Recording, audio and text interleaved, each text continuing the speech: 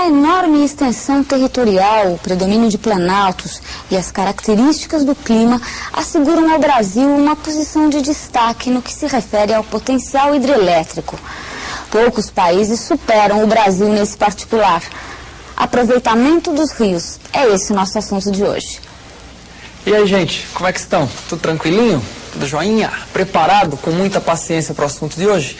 Continuação do assunto da aula passada, não é? A aula passada você aprendeu a identificar as bacias hidrográficas do Brasil e algumas características delas. E hoje, o que é que você vai fazer? Adivinha?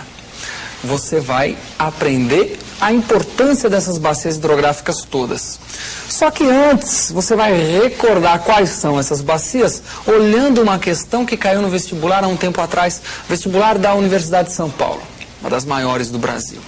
Então você vai poder ver que belezinha a questão que caiu. Olha, foi um lindo mapinha, acompanha comigo, veja que gracinha de mapinha. Caiu esse aí, e a pergunta era a seguinte, querido vestibulando, ó, que educada a prova, você é capaz de identificar a respeito do que esse mapa está tratando?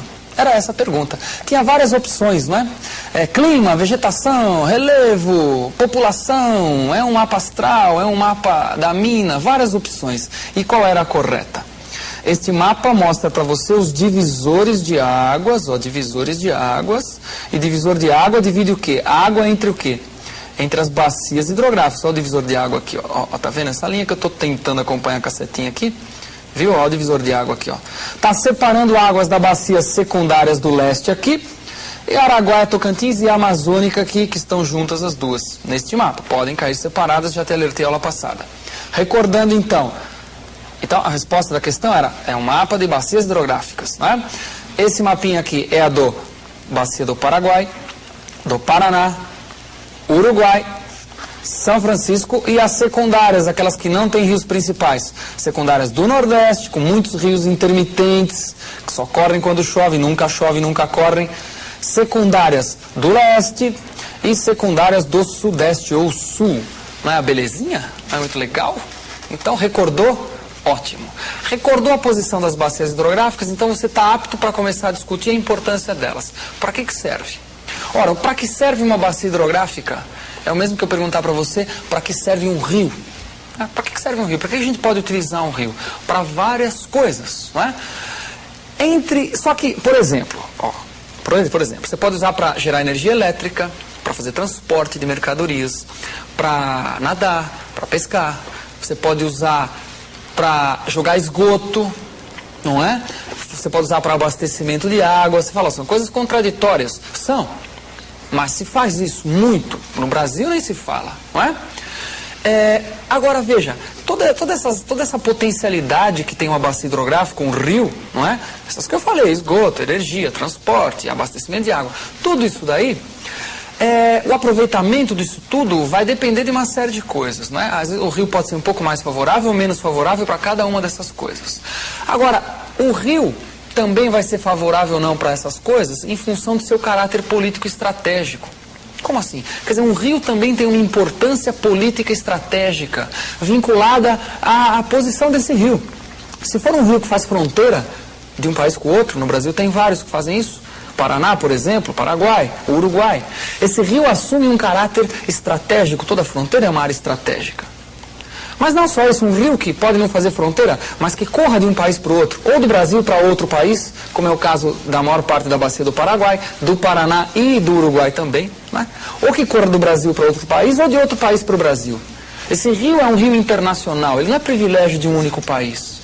Então ele vai assumir também um caráter político estratégico. Quer dizer, todo aquele potencial que nós falamos, geração de energia, esgoto, transporte, abastecimento d'água, todo esse potencial, para ser aproveitado, ele vai ter que ser negociado entre os países que estão dividindo esse rio.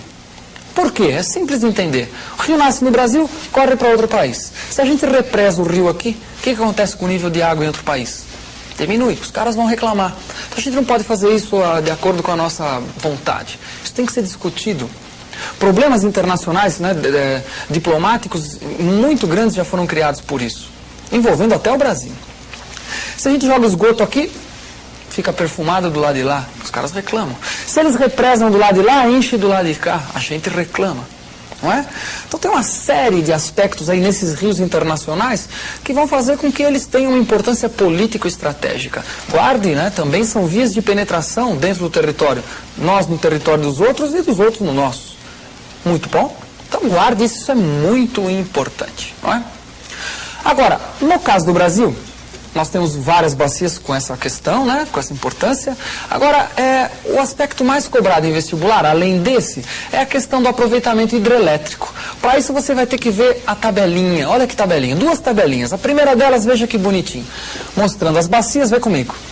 As bacias e o potencial de cada uma delas. Olha, a bacia amazônica, 47% do território, é o maior potencial hidrelétrico do Brasil. Não tem que decorar esses números, só guardar que a amazônica é a maior potencial, mas não é aproveitada para a geração de energia elétrica. Não tem consumo local que justifique esse aproveitamento. Tá certo? A bacia do Paraná é a segunda maior do país, inclusive em potencial, em área e em potencial. A porcentagem do território que ocupa, 11%. Metade do potencial da amazônica. Só que essa é muito aproveitada para a geração de energia elétrica. Tá? Grande diferença. Por quê? Porque é onde ela banha a maior parte do sudeste. É onde você tem a grande concentração industrial e urbana do país. Daí ela ser a mais aproveitada para a geração de energia hidrelétrica.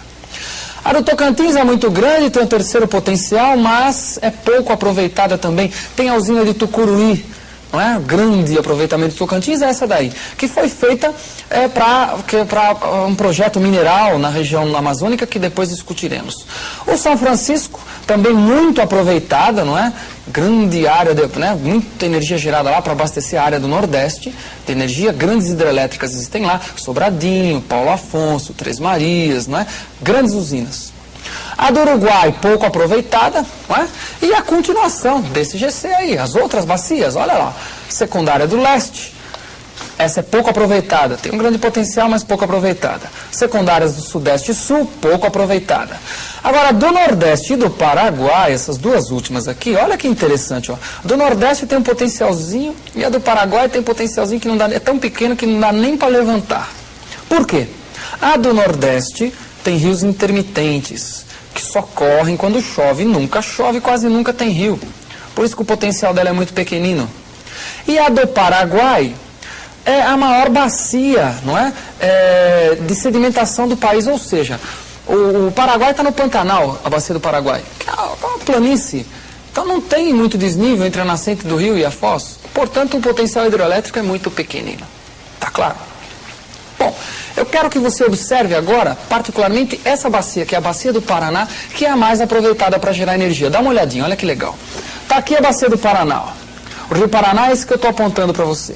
Como eu disse, é a mais utilizada em função do maior mercado consumidor que está aqui na região da bacia, não é? O que eu quero que você observe nisso exatamente, eu quero que você note o seguinte, o detalhe do aproveitamento. Olha esse mapinha que legal, veja comigo. Olha que bacaninha. Observa a quantidade de barragens que existem aí na bacia do Paraná. Não é? Então veja lá, existem vários tipos de barragens, a legenda está mostrando aqui. As que têm eclusa, eu botei as principais eclusas, não é? E você percebe que estão aqui nesse riozão que é o rio Tietê. Tá sentindo? Olha São Paulo, aqui é a cidade de São Paulo. Olha o perfuminho aqui, ó. Tá sentindo o perfuminho? Desemboca no rio Paraná, que é esse grandão aqui, ó. Não é? O rio principal da bacia, esse grandão aqui. Não é? Então o rio Tietê tem várias eclusas. Quer dizer, essa bacia, todas essas barragens aí são hidrelétricas. Tá claro? Em suma, veja lá. Ó, os rios brasileiros têm um grande potencial para transporte fluvial, hidrovia, só que é pouco utilizado. Tenta-se fazer isso um pouco mais aqui no Sudeste. Não é? Existem algumas regiões onde a hidrovia tem uma importância regional.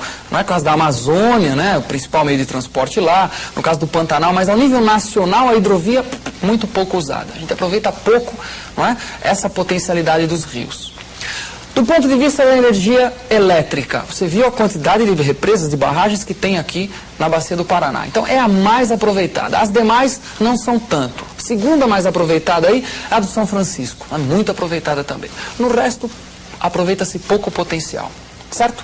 E alguns rios têm uma importância política e estratégica muito grande. São aqueles rios internacionais. Alguns da bacia amazônica, o Paraguai, o Paraná, o Uruguai principalmente. Muito bom.